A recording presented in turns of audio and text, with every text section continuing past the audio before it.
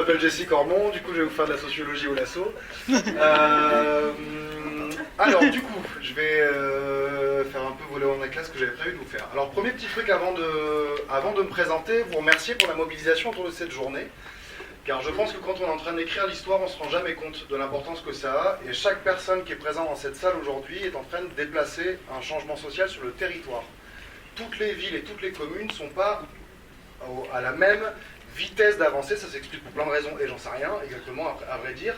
Ceci dit, il y a du temps, il faut toujours un contexte particulier pour qu'on arrive à créer un vrai mouvement collectif sur un territoire, et pas seulement quelques individus qui essaient de batailler seuls contre les marées. Et là, visiblement, vous êtes en train de déclencher quelque chose. Alors ça ne démarre pas aujourd'hui, hein. J'ai compris qu'il y a du monde qui bosse dans le Louaisie. Mais en tout cas, ça c'était un premier remerciement. Ensuite, je voudrais, avant de démarrer, vous dire d'où je parle. C'est aussi une habitude que les féministes m'ont appris. Pour commencer, moi, avant d'être sociologue, je suis d'abord issu des classes ouvrières du bassin minier. Je suis un petit-fils de mineur de fond. Et vous allez voir que ces origines populaires et ouvrières, elles pèsent dans mon approche, y compris des violences masculines. Pour le dire autrement, je suis un rescapé de l'échec scolaire et de la réinsertion des insertions. Tout le monde de la classe ouvrière ne devient pas sociologue. Mais ça va peser sur ma manière de vous présenter les choses. Dès que je parle vraiment trop vite, vous me le dites. Deuxième élément, je suis issu de l'immigration. Je suis issu de l'immigration polonaise, il y a d'autres origines migrées dans la famille. Je suis un ch'ti depuis 5 siècles d'un côté, issu d'immigrés de l'autre. Mais cette origine issue de l'immigration me fait être attentif également au processus possible de stigmatisation raciste quand on parle de violence masculine, de patriarcat et de sexisme. Je vais y revenir après. Et comme ça vous a peut-être pas échappé, il y a des choses qui se voient d'autre part. Je suis un homme qui a grandi dans une société sexiste, machiste et homophobe qu'est la société française.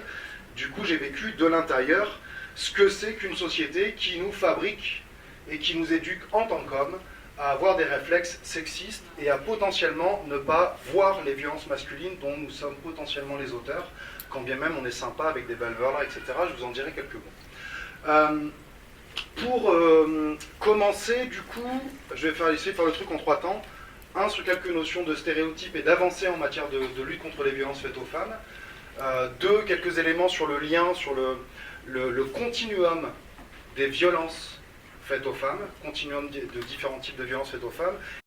Quelques exemples de l'enjeu de stratégie d'éducation populaire dans nos actions de sensibilisation et de prévention, puisque comme ça a été dit ce matin, il y a une dimension de travail d'accompagnement quasiment de santé et judiciaire et psychologique quand la violence elle est faite, et il y a aussi un travail de prévention pour éviter que la violence ne se fasse. Et du coup là on est bien aussi dans une logique sociétale de lutte qui n'est pas si évidente que ça.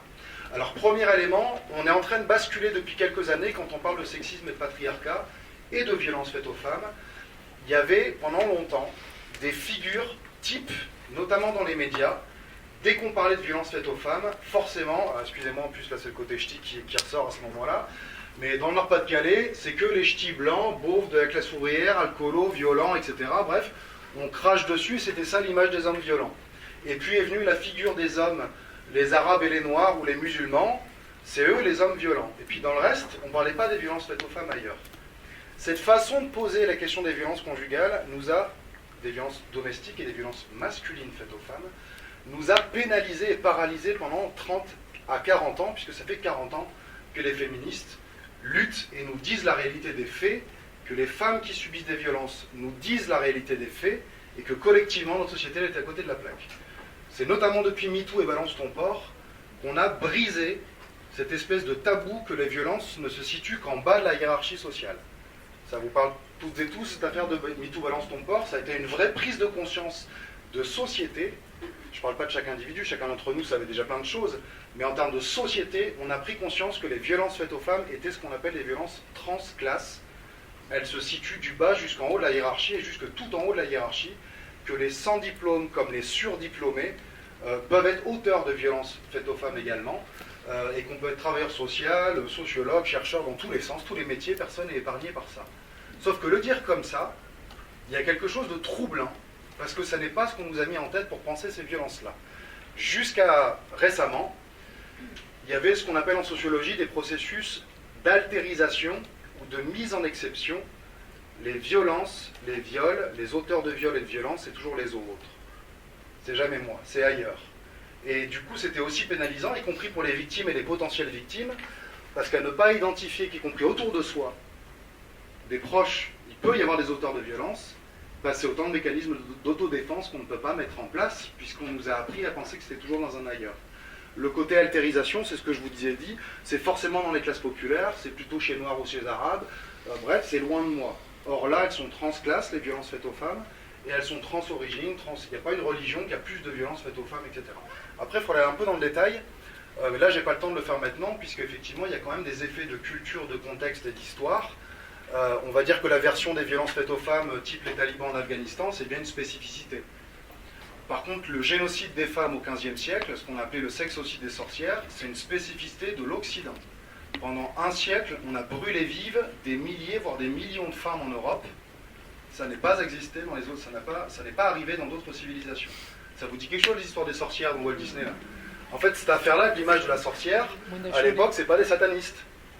L'image de la sorcière, la figure de la sorcière, c'est des femmes qui possèdent un savoir social, qui possèdent un métier, qui possèdent parfois du savoir médical, qui parfois ont des responsabilités, de la respectabilité dans les villages, des grandes gueules, des femmes impliquées politiquement, des femmes impliquées religieusement, qui parfois avaient du pouvoir religieux en Europe. Et au XVe siècle, il y a eu une modification de société avec un processus d'enfermement des femmes, de mise au banc des femmes et d'infériorisation radicale des femmes dans la société. Ce n'était pas le cas avant. Alors que je ne sais pas si vous êtes comme moi, si on a grandi dans la même société, moi on m'a dit globalement, depuis l'histoire de l'humanité, depuis qu'on est sorti des cavernes, qu'on est descendu des arbres, il y a toujours eu du patriarcat et de la violence masculine, et ça fait 30 ans que ça va un peu mieux à cette heure. Cette espèce de vision linéaire de la domination masculine, elle est simplement historiquement fausse. Donc je ne m'arrête pas là-dessus, sinon ça va être un peu compliqué, je suis désolé si je vais vite. Ok, donc ça sur les mises en exception, je ne sais pas du coup si je me suis fait comprendre sur les dérives et les dangers d'avoir cette vision de la mise en exception. Et j'insiste d'autant plus pourquoi elle est importante, notamment dans les stratégies d'éducation populaire. En tout cas, c'est une proposition que je vous fais. Pour pouvoir lutter contre les mécanismes de violence, certes, il y a les coups, il y a les bleus au cerveau, des bleus à l'âme, les processus de dénigrement, d'infériorisation, mais il y a aussi les processus de honte de soi, de culpabilisation dont on a parlé tout à l'heure. Il y a des processus de récupération de sa propre dignité de femme qui est nécessaire d'avoir sur lesquels s'appuyer. Or, si nos démarches pédagogiques maladroites, je ne dis pas que c'est ce que vous faites vous, je me dis que moi il faut que je fasse gaffe à ne pas le faire quand je parle de ces questions-là. S'il y a une femme qui a subi des violences, en gros on lui dit, t'as vu le monstre de mari que t'avais, comment t'as fait pour faire ça, même si on essaie de les soutenir, en gros, excusez-moi de le dire comme ça, mais on lui dit aussi, mais en fait t'es une conne de t'être mis avec un mari pareil.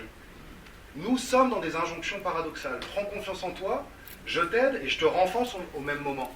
Non, il faut qu'on puisse nous prendre en compte la complexité des mécanismes de violence et la complexité même du besoin de sens qu'ont les femmes qui subissent des violences. Elles ont besoin, elles n'ont pas tort quand elles nous disent qu'il n'était pas comme ça au début. Eh bien, dont acte. Tu es mieux placé que moi pour connaître l'histoire de ton conjoint et de votre relation. Mais du coup, il faut qu'on arrive à avoir une approche complexe. Ça pouvait être quelqu'un de bien, et par ailleurs, c'est peut-être quelqu'un de bien sur plein d'aspects de sa vie. Mais sur les autres, quand il est l'agresseur et la personne violente, c'est celui qui te détruit et qui t'abîme dont il faut te protéger. Mais ton conjoint, c'est les deux. Ça peut être quelqu'un de bien sur certains aspects et quelqu'un de dangereux et de néfaste sur l'autre. Et ça, nous, réussir à embrasser cette complexité-là, elle n'est pas simple, et elle est d'autant plus pas simple que les mécanismes d'emprise fonctionnent là-dessus. L'emprise, c'est justement alternance entre violence psychologique et je te flatte, vous savez le fameux cercle là, le cercle des violences, période de violence, lune de miel, et que ça tourne comme ça. Du coup, il me semble que quand on ne prend pas assez la mesure de la puissance de ces processus-là, en fait, on peut rater une partie de notre propre accompagnement dans ce soutien-là. Sur l'enjeu de la question des continuums des violences inégalitaires, je pense aussi qu'il faut qu'on continue à pouvoir parler de violences masculines faites aux femmes et pas seulement de violences conjugales. Ce n'est pas des détails de chiffres de sociologues et de statisticiens. Là, j'ai essayé de faire gaffe sur les chiffres que vous avez donnés ce matin. C'était assez... alors, je ne vous ferai pas tout le calcul, sinon je vais perdre du temps. Mais du coup, globalement, dans les chiffres qui ont été donnés ce matin, on était entre 87 et 95% de situations où les auteurs sont des hommes et on a auteur de 5% des femmes. On n'est pas à un 50, 60, 60, 40 ou je sais pas quoi. C'est massif et structurel. On est obligé de prendre la mesure, de se poser la question, comment se fait-il que ce soit aussi puissamment asymétrique? Comment se fait qu'il y a autant d'hommes qui sont auteurs des violences? Je pense qu'on ne peut pas comprendre les questions des violences masculines faites aux femmes, et après il faudra revenir sur comment on pense spécifiquement les violences de femmes envers des hommes. Parce que du coup il y a donc une spécificité, mais on ne peut pas plaquer les mêmes grilles de lecture.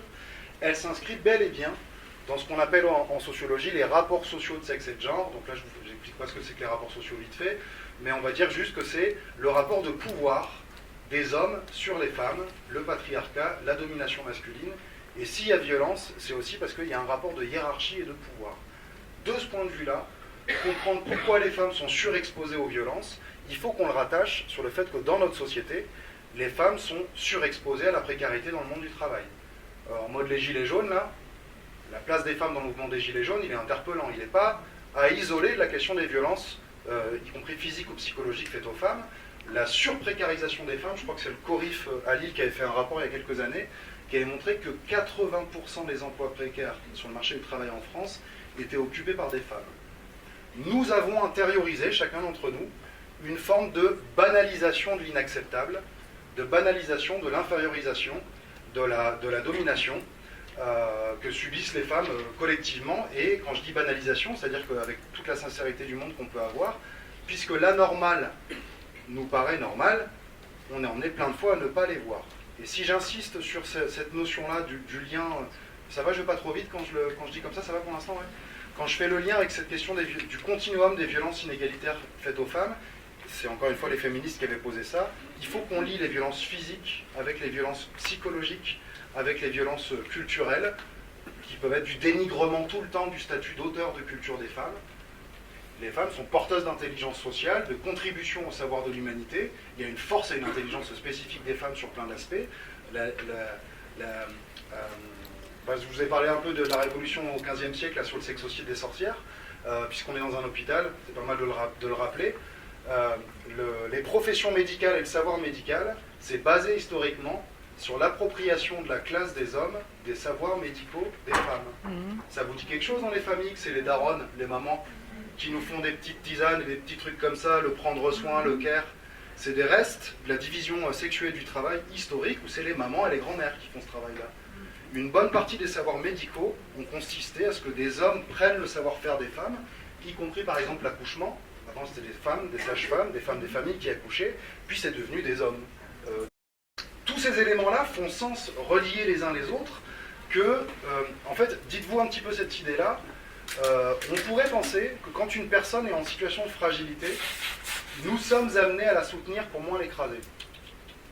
Quand une personne est fragile, on est plus tenté de l'écraser encore plus. Alors ça, c'est pas naturel et pas tout le temps, mais dans notre système social, qui est plutôt basé par le fait que la domination est normale, on n'est pas forcément amené à aider quelqu'un quand il est le plus dans la galère, mais ça, après, ça pourrait faire de la philosophie un peu compliquée. Je ne vais pas faire ça maintenant. Mais l'espèce de banalisation du mal, en tout cas, je fais peut-être un lien aussi avec la question de la publicité, de la violence à la télévision. Effectivement, ce n'est pas un détail que d'interroger le sexisme dans les médias, quand le corps des femmes est un objet de marchandise pour vendre des objets, qu'une femme à poil sert à vendre des yaourts ou des bagnoles, il y a quand même un processus de déshumanisation qui nous paraît tous naturel et ordinaire. Les émissions de télé-réalité dans lesquelles une bonne partie de ces émissions-là consistent à humilier et rire des femmes, dans lesquelles on met en place des stratégies de traquenard pour rigoler de la blonde, rigoler de la pouffe, vous voyez un petit peu de quoi je parle là-dessus. On a une espèce de rire collectif à se marrer, excusez-moi de parler comme ça du coup, mais c'est le langage des émissions qui nous amène à ça, l'espèce de connasse, regarde mais quelle conne encore, en plus elle est venue avec son mari à l'émission de télé-réalité, il l'a fait cocu, bah bien fait pour ça gueule. On a une espèce aussi de société qui a une culture de la violence, en général, la culture de l'humiliation, et vous faites le lien aussi avec la culture de la violence sur les réseaux sociaux et Internet.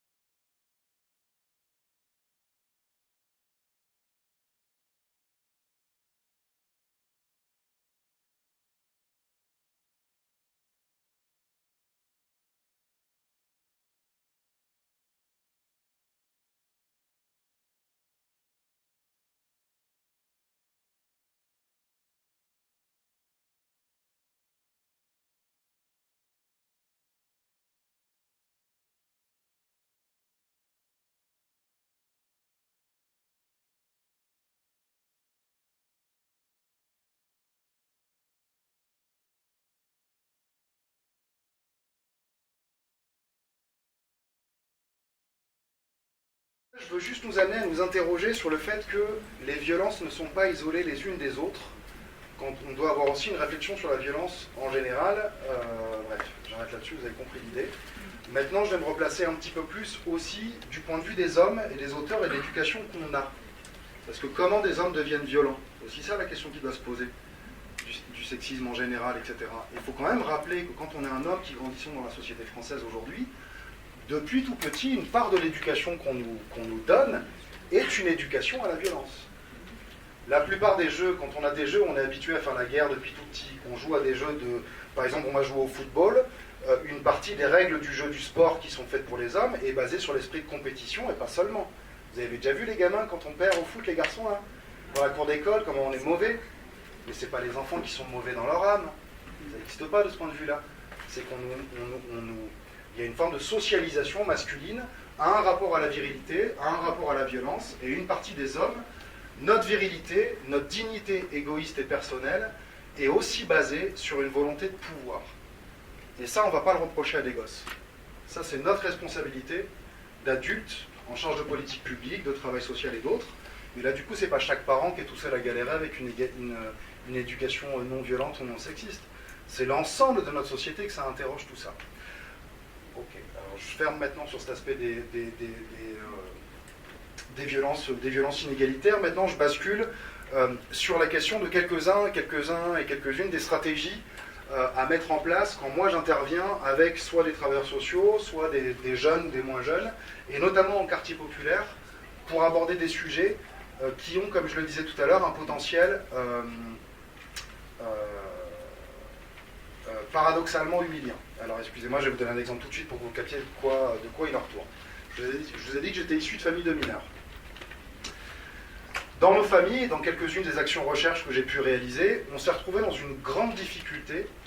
On a eu besoin, avec un certain nombre de personnes, de connaître l'histoire de nos parents et de nos familles de mineurs dont nous, on avait besoin d'être dignes pour pouvoir se construire. Aujourd'hui, être de milieu populaire, c'est pas forcément évident pour avoir une forte confiance en soi quand t'as pas beaucoup de diplômes, pas beaucoup de ceci. Bon, il te manque tout, t'es un pédophile, chômeur et consanguin, hein, pour dire comme ça je vais un petit peu vite, hein, ou alors intégriste musulman, enfin bref, tout le monde il s'en prend plein la gueule aujourd'hui. Et du coup, dans nos besoins de santé mentale, pour avoir de la dignité et se construire au quotidien, on avait aussi besoin de connaître notre histoire familiale, parce que comme on était un certain nombre à le dire, on connaît plus de choses sur la vie de Louis XVI que sur nos propres grands-parents. Pour se construire, ta famille, c'est ton premier patrimoine aussi. Donc on a fait un travail là-dessus, donc on avait besoin de mettre à l'honneur nos grands-parents et nos grands-mères. Sauf que via le moment où la vie de nos grands-mères, elles sont aussi exposées au sexisme de nos grands-pères. On avait un vrai problème à penser les deux. Nous, on avait besoin d'une marque d'amour vis-à-vis de nos grands-pères. Donc là, je fais exprès de généraliser, je ne vais pas forcément parler spécialement du mien. Je vais nous mettre dans un nous. Dans nos grands-pères, il arrive qu'il y avait des grands-pères qui étaient violents. Les violences faites aux femmes étaient présentes. Pourtant, nos grands-pères, on l'adore. On fait comment avec ça? Comment on arrive à penser le fait qu'il puisse y avoir de l'amour pour une partie de la dignité que tu m'as apportée, et de la colère, de la rage, de la haine pour une partie de la merde que tu as fait à bébé, etc. Pouvoir penser les deux en même temps, c'est chaud. Et du coup, une des stratégies d'éducation populaire qu'on a eues, pour pouvoir penser ça, ça a effectivement été, en tout cas dans notre cas, je ne dis pas que c'est la bonne chose, je fais peut-être des erreurs stratégiques, les collègues féministes, là vous me recadrerez après s'il faut, mais en tout cas, nous, une des soupapes qu'on a eues pour pouvoir penser ça, c'est justement avoir une approche systémique en termes de rapports sociaux. La domination masculine dans le bassin minier, je donne cet exemple-là, la vision des hommes et le virilisme entretenu dans le bassin minier est aussi une construction liée aux houillères. Je ne sais pas si vous êtes familier de ce genre de truc-là. Pour faire en sorte que les hommes acceptent dans les mines des conditions de travail qui étaient inacceptables, comme on n'allait pas augmenter la santé au travail, les salaires, etc., il a fallu trouver un autre levier. La virilité était un levier fabuleux. Toi, tu es un vrai bonhomme, tu ne te plains pas. Toi, quand tu as mal et que tu as le bras cassé, tu ne te plains pas. Tu as le pouce retourné, et quand on discute avec les mineurs qui racontent la violence qui était faite à leur corps, bah aujourd'hui, moi, si je tombe et que je me retourne le pouce, je vous quitte, je vais directement là-bas. Il se retourne le pouce, il le remet, et met un petit bandage, il continue à bosser, peut-être même toute la semaine. Pour accepter un tel degré de violence face à son propre corps, c'est clairement l'idéologie de la virilité qui était un des modes de compensation de la violence de classe. Vous me suivez là quand je le dis comme ça? Ok. Du coup, aussi, une petite minute. Donc j'arriverai pas à vous le faire, mais juste pour essayer de vous donner un exemple, comment, puis il faut que je vous donne l'exemple sur la question de l'immigration aussi, quand on faisait les entretiens avec des femmes, femmes de mineurs marocaines ou femmes de mineurs algériens, quand on leur demandait de nous raconter leur vie de femme, donc moi j'étais venu aussi forcément, les Marocains et les Algériens, on m'a toujours dit qu'ils étaient plus machos que les Français, donc je me suis dit, racontez-nous vos pots de vie de misère, puis les femmes elles nous racontaient, mais vous savez que notre vie de femme elle s'est dégradée quand on est arrivé en France. Et on fait, ah bon, comment ça? Quand on était au bled on sortait plus, on sortait faire les courses, on voyait la famille, on fait plein de trucs, c'est quand on est arrivé dans le bassin minier qu'on n'avait plus le droit de sortir, parce que dans le bassin minier, la femme elle s'occupe que de la maison tout le temps et le mari il aide à rien. Alors qu'au bled, des fois même nos hommes, là, les gros machos, là, ils nous aidaient à un certain nombre de choses. Et là on fait, ah ouais d'accord, ça j'avais pas compris. Et du coup de moment on arrive à penser un petit peu ça, je sais pas si vous me suivez, mais on arrive à donner des portes de sortie en termes de dignité aux gens, pour penser à la fois la critique de nous-mêmes, des nôtres, de notre propre famille, et à la fois de resituer des formes de dignité familiale et de respect. C'est compliqué. Dernier exemple, et là je dois avoir mes 30 secondes si je l'ai. J'interviens dans un lycée professionnel majoritairement composé de jeunes garçons, donc on me demande d'intervenir sur les questions de sexisme. On se disait, pour le coup c'est peut-être chiant parfois qu'un homme intervienne sur ces questions-là, et d'autres fois en termes d'identification il y a peut-être des choses qui peuvent se jouer là-dessus. Clairement, a priori, quand ils sont venus, ils pensaient que ça allait être qu'une intervention en mode je vous fais la leçon, je vous fais la morale, etc. Donc ils étaient tous en mode vas-y parle, toi j'en ai rien à foutre. Et puis en fait, moi j'ai pris le truc autrement. Je leur ai juste demandé, est-ce que vous pouvez aller creuser un petit peu sur c'est quoi la vie de vos mères et de vos grands-mères, les peines et les douleurs qu'ils ont eues, dont vous vous sentez solidaire et que vous auriez bien aimé qu'elles ne vivent pas ce genre de situation-là. Et bien pris comme ça, chaque gamin il a un amour de sa mère et de sa grand-mère, de sa tante et de ses sœurs, qui quand on aura des filles, et nous en tant qu'hommes. Il y a Stromae qui dit on nous apprend à faire comment on fait des bébés, mais pas comment on fait des papas. Elle est champ Max cette phrase. Et c'est ça aussi, comment on fait nous pour se projeter dans des rôles de père, alors que nous, a priori, on va être aimant pour nos gosses, mais qu'on ne nous a pas appris à ne pas les écraser si on produit des modèles qui écrasent nos propres filles. Bref, du coup, dans les stratégies d'éducation populaire, on essaye en tout cas d'articuler plusieurs choses. Un respect strict de la loi, et y compris quand des auteurs d'infraction doivent être condamnés, il n'y a pas de laxisme à avoir sur certains sujets.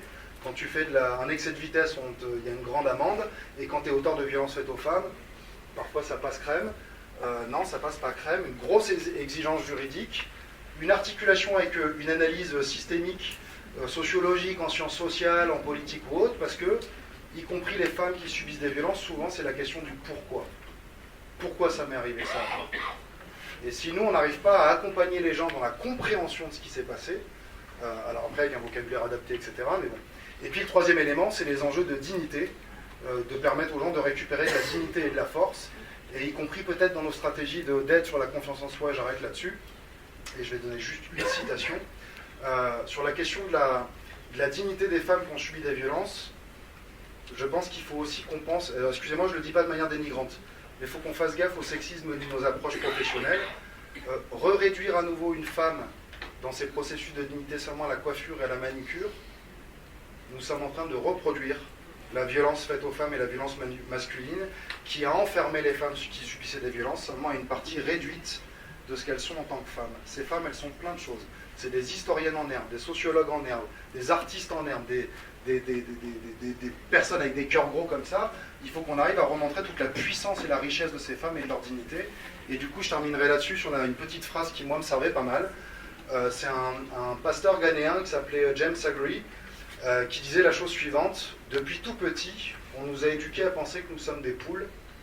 Et comme des poules, nous baissons la tête et nous contentons des miettes que l'on jette au visage, alors qu'en fait, nous sommes des aigles, mais cela, nous l'avons oublié. Il faut qu'on relève la tête, qu'on bombe le torse, qu'on déploie nos ailes pour pouvoir nous envoler. Et j'espère que cet envol, on arrivera à le faire entre hommes et femmes pour l'égalité et contre le sexisme. Je vous remercie.